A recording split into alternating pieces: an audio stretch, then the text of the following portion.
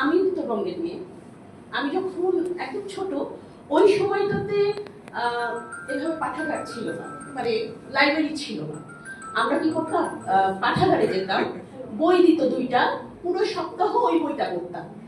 দুইটার বেশি কিন্তু বই দিত না, চুরি করে নিয়ে এসে পাঠ্যপুস্তকের বইয়ের মাঝখানে আমি এই আপনি কবিতার বই বলেন বা আদার্স বইগুলো পড়তাম। তো তখন আমি ভাবতাম যে যারা আবৃত্তি করে, যারা লিখে, লিখক, মানে ওনাদের কাছে কিভাবে যাওয়া যায়, একটা সময় ছিল।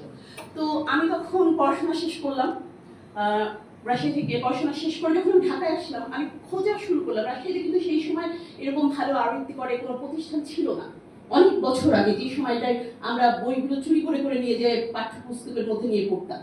তো আমি যখন ঢাকায়, না না 2004 সাল তো আমি এসএসসি দিয়েছি, ঠিক আছে, আমার বয়সটা জেনে গেল সবাই, যাই হোক ব্যাপার না। ছোট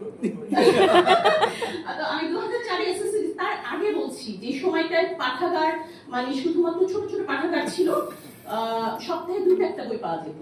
তো তখন আমি বই কালেক্ট